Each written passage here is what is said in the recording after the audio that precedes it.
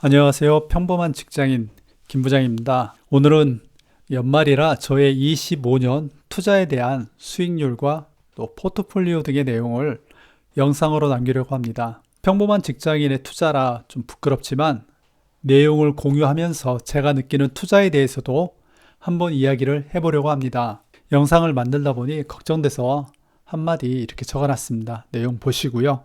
잘못된 정보일 수도 있습니다. 제가 올리는 거는 전문적인 투자자도 아니고요. 그래도 제 후배들에게 제가 늘 하는 말이 있습니다. 주식 투자하려면 충분히 공부하고 이제 좀 뭔가 알겠다 싶을 때 조금씩 해보고 주식은 절대 다른 사람 말 듣는 거 아니다 라는 말입니다. 먼저 저의 자산 배분입니다. 자산이라고 해봐야 얼마 되지도 않습니다. 제가 50대 이제 중반인데요. 고등학생 2명, 또 지금 신축 아파트 입주해서 대출도 있고, 그러면 뭐 제 나이 되시는 분들은 뻔히 알겠죠. 자산이라는 게 별 볼 일 없다는 거 현재는. 하지만 그래도 나름 있는 자산으로 현재 자산 배분을 했는데요. 예금 적금이 한 20% 있고요. 그 다음에 주식에는 40% 정도. 그리고 제가 미국 채권을 사놓은 게 좀 있거든요. 지금은 달러가 너무 올라서 사고 싶어도 환전을 하지 못하고 있는데 예전에 사놓은 게 있고요.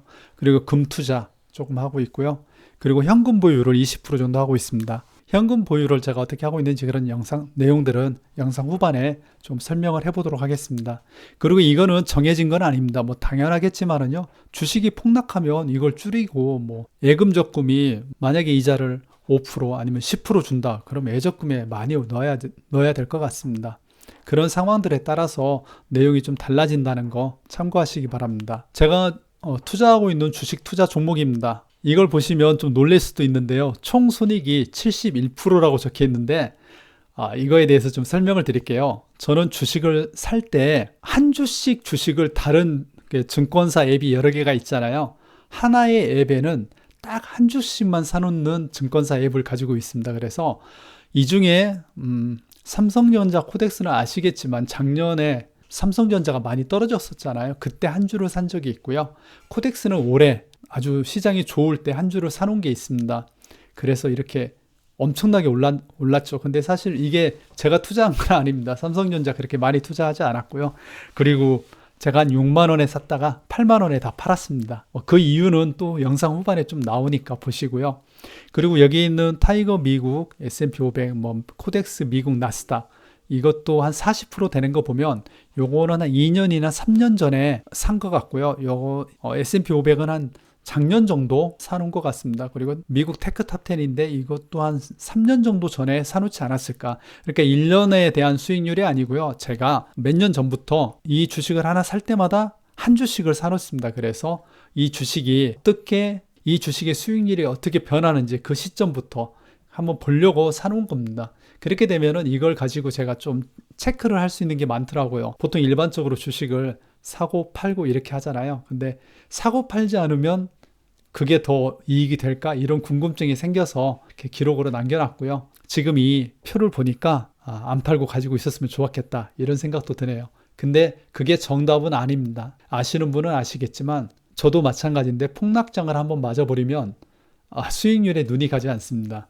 그냥 지키는 거에 굉장히 좀 관심이 많이 가죠. 제 투자 종목인데 지금은 삼성전자나 코덱스는 많이 가지고 있지는 않고요. 거의 없는 편이고 주로 아마 S&P 500 나스닥에 많이 들어가 있습니다. 그리고 아까 금 10% 정도 한다고 그랬잖아요. 금 가지고 있고요. 사실 이 에이스 KRX, 뭐 타이거 KRX가 있는데 여기에 많이 투자하지는 않고요. 금 현물 계좌에다가 좀 가지고 있는 편입니다. 은행 고배당은 올해 들어갔었는데 뭐 크게 들어간 건 아니고 저는 이 S&P 500 나스닥에 좀 많이 들어가 있는 것 같아요. 비중으로. 은행 고배당은 제가 좀 공부를 하다가 여기 한번 넣어봐야겠다 해서 올 초에 넣었었는데 많이 넣지 못한 게 좀 후회되네요.